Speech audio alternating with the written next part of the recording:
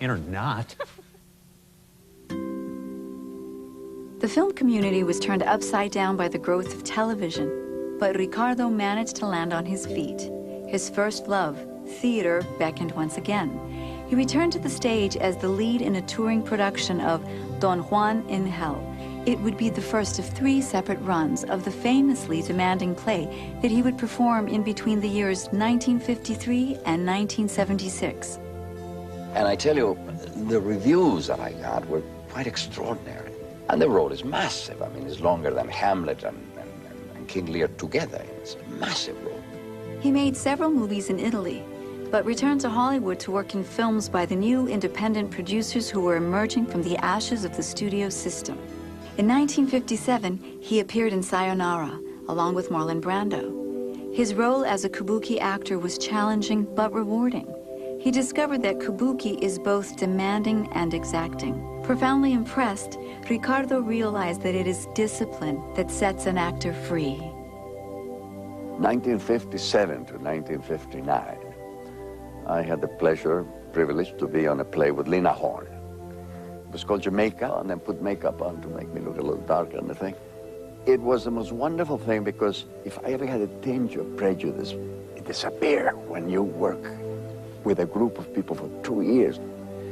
I had the privilege of seeing clearly that prejudice is a cancer. And the only cure is to know. You cannot love anything that you don't know.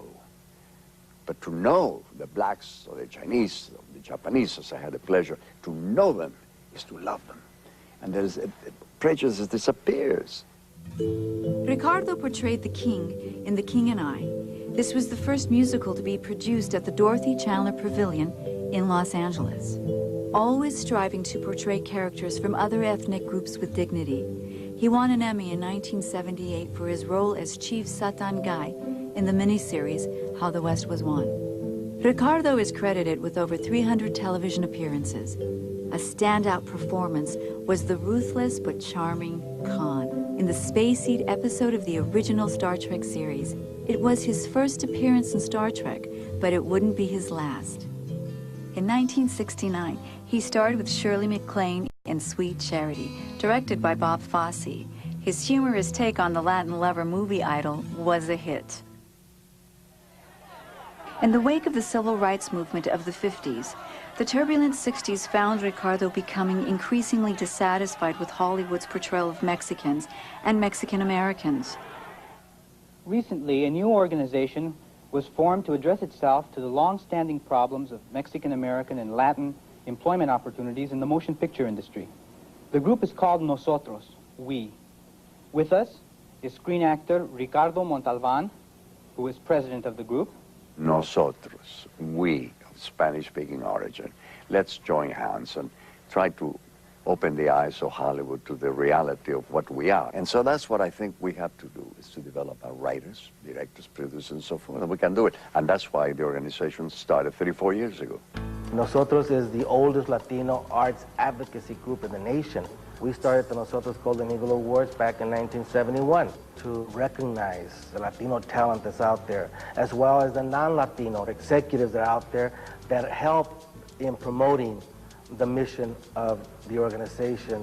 Nosotros has grown steadily, both in membership and activities, since its modest beginnings in a storefront in the early 70s.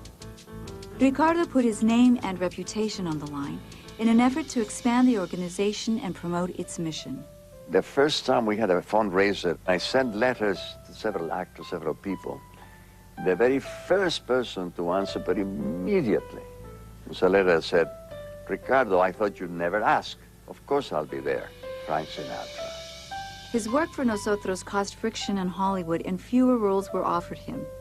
Well, I don't know that I was blacklisted, but I couldn't get a job after that. I had to go on the road and do theater, support my family. I couldn't get a job here. He returned to the stage in a production of Don Juan in Hell. While playing in Detroit, he was noticed by the Chrysler Corporation and automotive history was made. He appeared in TV commercials for 16 years, representing Chrysler's Cordova as the last word in sophistication and luxury. The commercials caught the eye of television producer Aaron Spelling, who cast Ricardo as the central character in a show which captured viewers' imaginations for 7 years. I am Mr. Rock, your host. Welcome to Fantasy Island. A role which eventually allowed him to bring the talents of other Latino actors to the screen. For me to have played Mr. Rourke, you know, a man who belongs, it was almost universal man, was, I think, in some respect, I think, a good opening of a little door. Maybe producers and directors will say, well, if Ricardo Montalban could do Mr. Rourke, why Juan Garcia could do, you know, John Smith, why not?